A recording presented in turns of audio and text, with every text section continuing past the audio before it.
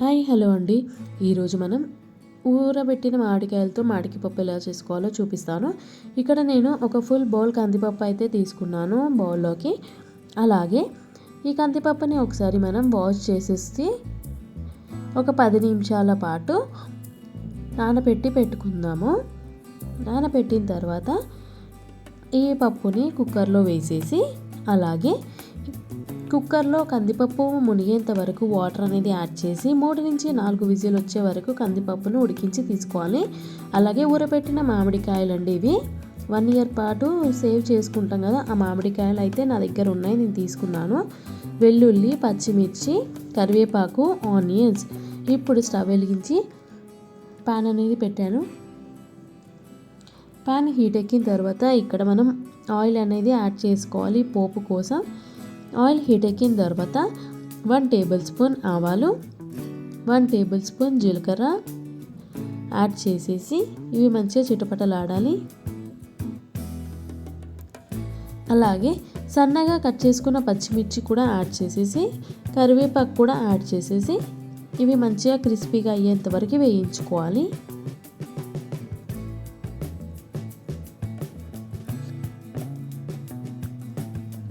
ఇప్పుడు కచ్చపక్కగా దంచుకున్న వెల్లుల్లి కూడా యాడ్ చేసేసి వీటన్నిటిని ఒకసారి మిక్స్ చేసేస్తున్నాను. అలాగే ఆనియన్స్ కూడా కట్ చేసి పెట్టుకున్నాం కదా, అవి ఇక్కడ మనం యాడ్ చేసేసుకోవాలి.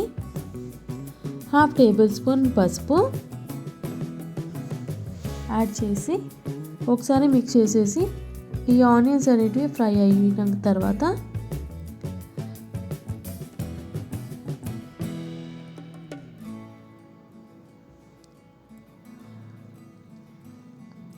ఇక్కడ మనం మామిడికాయలు అనేటివి ఊరబెట్టి తీసుకుంటాం కదా, ఆ మామిడికాయలు అనేది ఇక్కడ యాడ్ చేసుకోవాలి.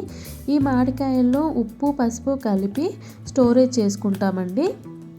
సమ్మర్లో వస్తాయి కదా మామిడికాయలు, మనము ఆ టైంలోనే తీసుకొని నేను స్టోరేజ్ అయితే చేసుకున్నాను అనమాట. ఆ మామిడికాయలని నేను ఇక్కడ వాడుతున్నాను. ఇలా మామిడికాయ పప్పు కూడా చేసుకోవచ్చు. ఏమీ లేని టైంలో కూడా ఇలా ఈజీగా మామిడికాయ పప్పు చేసుకుంటే చాలా బాగుంటుందన్నమాట. అలాగే ఇక్కడ మనం మిర్చి పౌడర్ కూడా యాడ్ చేసేసుకోవాలి. 1 టేబుల్ స్పూన్ యాడ్ చేసేస్తున్నాను.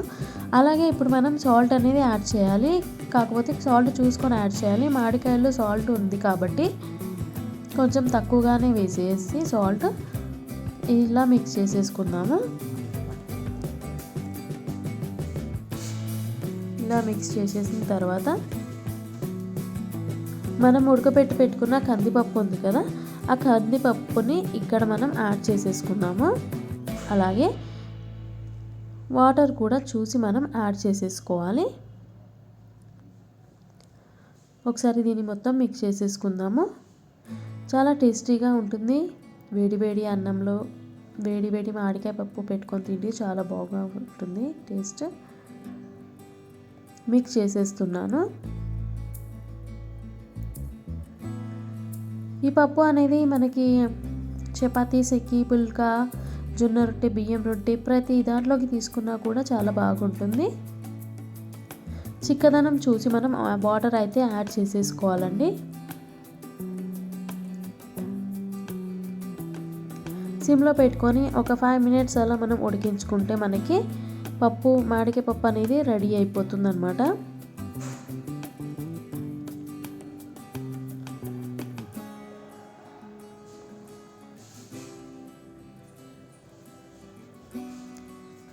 చూస్తున్నారు కదా, ఎంతో టేస్టీ అయిన రుచికరమైన మామిడికాయ పప్పు మనకి 5 మినిట్స్లో రెడీ చేసుకోవచ్చు స్టోరేజ్ చేసిన మామిడికాయలతో. అలాగే కొత్తిమీర వేసేస్తే మనకి మామిడికాయ పప్పు రెడీ అయిపోతుంది. ఇంకెందుకు ఆలస్యం చేస్తారు, వేడి వేడి అన్నంలోకి ఆహా అంటూ మామిడికాయ పప్పు పెట్టేసుకొని తినాల్సిందే. నా వీడియో చూసినందుకు చాలా థ్యాంక్స్. మళ్ళీ ఒక సరికొత్త వంటకంతో మీ ముందు ఉంటాను. అంతవరకు నేను మీ Roja. Thank you all. Thank you very much.